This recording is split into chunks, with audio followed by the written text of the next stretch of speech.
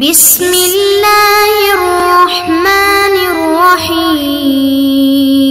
السلام علیکم معزز طلباء کرام، آپ سب کیسے ہیں؟ آج ہم معطا امام محمد کے سبق نمبر 184 کو پڑھیں گے۔ آج کے ہمارے سبق کا جو عنوان ہے وہ فضائل مدینہ منورہ، چونکہ ہر محدث کی یہ عادت مبارکہ رہی ہے کہ وہ جہاں دیگر مسائل کا بیان کرتے ہیں تو وہ وہاں پر جیسے حج کا ذکر ہوتا ہے تو پھر فضائل مدینہ منورہ کو الگ سے ذکر کرتے ہیں۔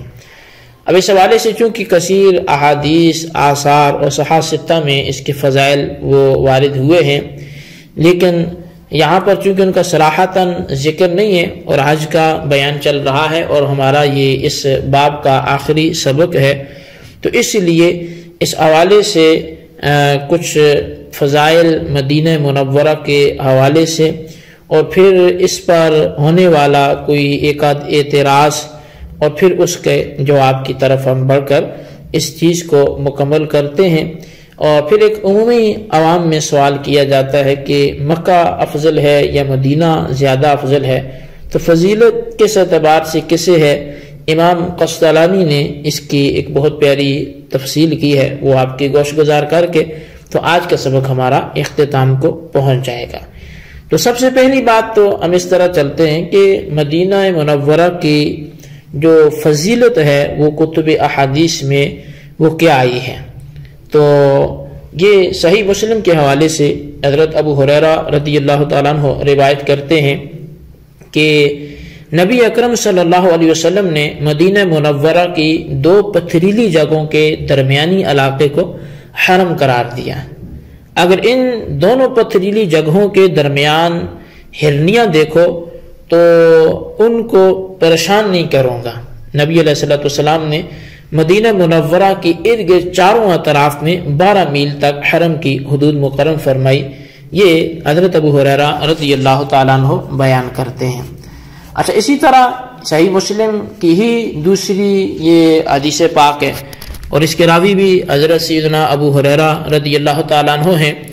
آپ فرماتے ہیں کہ جب لوگ کسی پھلدار درخت کا تازہ اور نیا پھل حاصل کرتے تو اسے سرکار دو عالم صلی اللہ علیہ وسلم کی بارگاہ عالیہ میں حاضر کر دیتے، آپ اسے قبول فرماتے اور ان لفظوں سے دعا کرتے تھے۔ ان لفظوں کا مفہوم یہ ہے کہ اے اللہ، ہمارے پھلوں میں برکت عطا فرما، ہمارے مدینے میں برکت نازل فرما، ہمارے شاہ میں برکت ڈال، ہمارے مد میں برکت ڈال۔ اے اللہ، جناب ابراہیم علیہ السلام تیرے خلیل، تیرے بندے، تیرے نبی تھے اور میں بھی تیرا بندہ اور تیرا نبی ہوں۔ انہوں نے مکہ شریف کے لیے دعا کی تھی، میں ان کی دعا کے برابر بلکہ اس سے 1 گنا زائد دعائیں مدینہ کے لیے جو ہے وہ دعا کرتا ہوں مدینہ کے لیے، یعنی مکہ شریف کی بنسبت مدینہ منورہ میں برکتوں کا نزول دگنا کا۔ انہوں نے مکے کے لیے دعا کی اور وہ بھی اللہ کے نبی ہیں اور فرمایا کہ میں بھی اللہ کا نبی ہوں، میں بھی تیرا نبی ہوں، تو لہٰذا میں اس سے 1 گنا زائد مدینہ کے لیے دعا کرتا ہوں۔ پھر نبی علیہ السلام کسی چھوٹے بچے کو بلا کر نیا اور تازہ پھل اسے عطا فرما دیتے تھے۔ اب اسی طرح صحیح مسلم ہی ہے اور باب فضل المدینہ، چونکہ حدیث میں کتب حدیث میں باقاعدہ اس عنوان کے چیپٹر، عنوان، باب قائم کیے گئے ہیں۔ تو اب اس کتاب میں یعنی امام مسلم اپنی صحیح میں حضرت ابو سعید سے بیان کرتے ہیں کہ جنگ حرہ کے زمانے میں وہ حضرت ابو سعید خدری رضی اللہ عنہ کے پاس آئے اور مدینہ منورہ سے چلے جانے کے بارے میں مشورہ کیا اور یہاں کی مہنگائی اور اہل و عیال کی کثرت کی شکایت کی اور کہا کہ مدینہ منورہ کی مشکلات برداشت کرنے کی مزید اب ہمت نہیں رہی۔ تو حضرت ابو سعید خدری رضی اللہ عنہ نے فرمایا، میں تمہیں مدینہ منورہ چھوڑنے کا مشورہ نہیں دوں گا، کیونکہ میں نے سرکار دو عالم صلی اللہ علیہ وسلم سے سن رکھا ہے کہ جو شخص مدینہ منورہ کی تکالیف کو برداشت کرتے کرتے مر جائے گا، میں قیامت کے دن اس کا شفیع یا گواہ ہوں گا، بشرطے کہ وہ بندہ مسلمان ہو۔ اب یہ صحیح مسلم کے ہی میں احادیث آپ کی طرف بڑھا رہا ہوں۔ اسی طرح اسی کتاب کی ایک دوسری حدیث ہے جو حضرت ام المؤمنین سیدتنا عائشہ صدیقہ رضی اللہ تعالیٰ عنہ بیان فرماتی ہیں کہ جب ہم لوگ مدینہ منورہ آئے تو یہاں ایک وبائی بخار پھیلا ہوا تھا. حضرت سیدنا ابوبکر صدیق اور بلال رضی اللہ عنہما یہ بیمار پڑ گئے. جب نبی اکرم صلی اللہ علیہ وسلم نے صحابہ کرام کی بیماری دیکھی تو آپ نے دعا فرمائی کہ اے اللہ تو نے جس طرح ہمارے لیے مکہ شریف کو محبوب بنایا ہے اسی طرح مدینے کو بھی محبوب بنا دے یا اس سے بھی زیادہ محبوب بنا دے اور مدینے کو صحت بخش مقام عطا فرما دے اور اس میں پھیلے ہوئے وبائی بخار کو مقام جحفہ کی طرف منتقل فرما دے. سبحان اللہ، کتنی عظمتیں کتنی شانیں اللہ تبارک و تعالی نے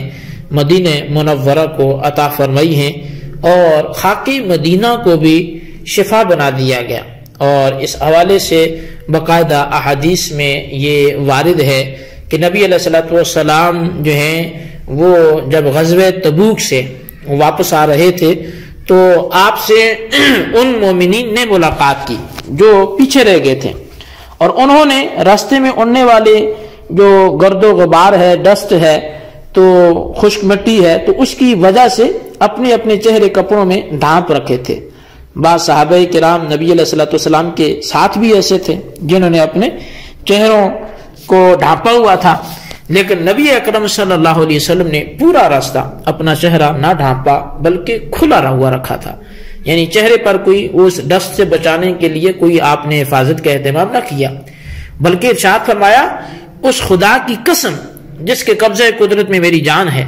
مدینہ منورہ کی گرد و غبار میں ہر بیماری کی شفا ہے. اور پھر اسی طرح ابن ابی عامر یہ مرفوعاً نبی علیہ الصلوۃ والسلام سے روایت کرتے ہیں کہ نبی علیہ الصلوۃ والسلام نے فرمایا اس ذات کی قسم جس کے قبضہ قدرت میں میری جان ہے، مدینہ منورہ کی مٹی مومنوں کو مرض کوڑ سے شفا بخشتی ہے. سبحان اللہ. تو یہ عرض کرنے کا مقصد یہ کہ یہ خالصتاً مدینے کے کچھ فضائل آپ کے سامنے رکھے، لیکن یہ ساری بات چونکہ نبی علیہ الصلوۃ والسلام کی تشریف آوری مدینے میں ہو گئی، یعنی آپ ہجرت کر کے وہاں چلے گئے تو اب عظمتیں بھی برکتیں بھی مدینے میں جاتی گئی اور علماء کرام کے درمیان یہ بحث جو ہے یہ بات مختلف ہی ہے کہ اب مکہ افضل ہے یا مدینہ افضل ہے، ان میں سے افضل کون ہے. لیکن یہ بات متفق علیہ ہے کہ جس جگہ پر نبی اکرم صلی اللہ علیہ وسلم آرام فرما رہے ہیں، خصوصاً جس قطع زمین میں آپ کا جسم اقدس ملا ہوا ہے، وہ بالاتفاق ہر چیز سے افضل ہے. اس کا مقابلہ نہ مکہ مکرمہ کر سکتا ہے، نہ ہی عرش اعظم اس کی ہمسری کا دم بھر سکتا ہے. اس حوالے سے امام قسطلانی نے اس کی خوبصورت تفصیل جو ہے وہ بیان فرمائی ہے. میں آپ کی محبت کے اضافے کے لیے وہ کچھ آپ کی خدمت میں عرض کرتا ہوں. مسند ابو یعلا میں حضرت سیدنا صدیق اکبر رضی اللہ تعالیٰ عنہ سے روایت کی گئی ہے.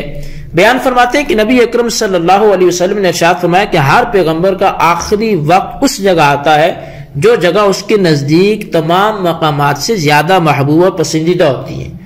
اور اسی قانون کے مطابق جو جگہ نبی اکرم صلی اللہ علیہ وسلم کو زیادہ محبوب ترین تھی، ایک تو وہ اللہ تعالیٰ کو بھی محبوب ترین ہوگی کیونکہ اللہ تعالیٰ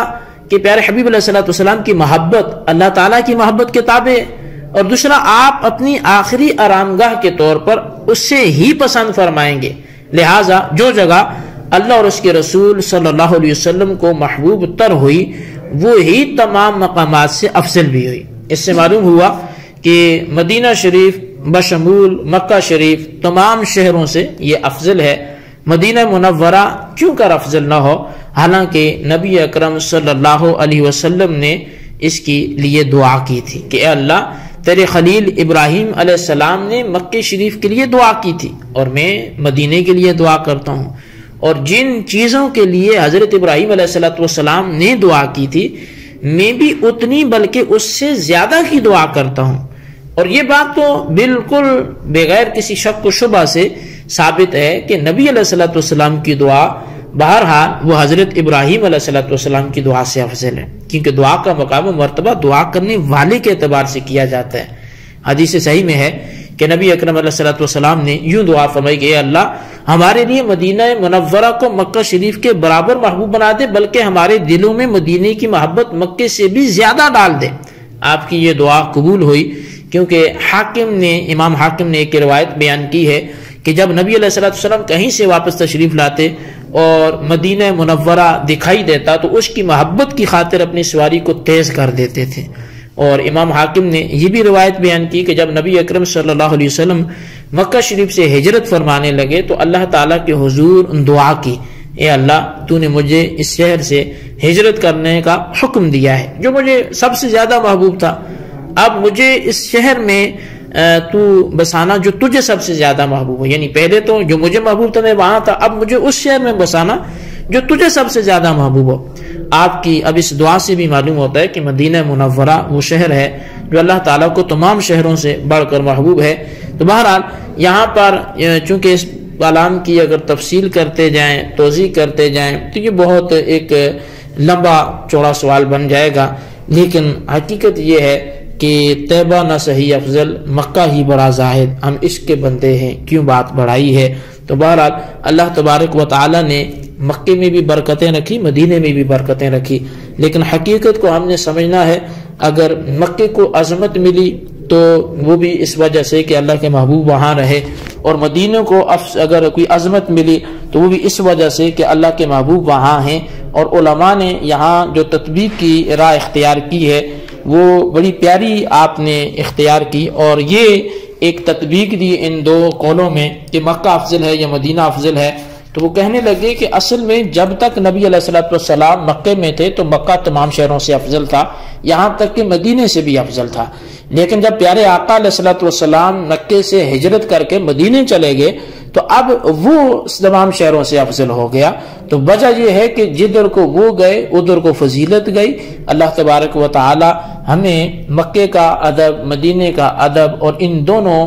شہروں کی بار بار زیارت کرنے کی توفیق نصیب فرمائے، آمین بجاہ النبی الامین صلی اللہ علیہ وسلم۔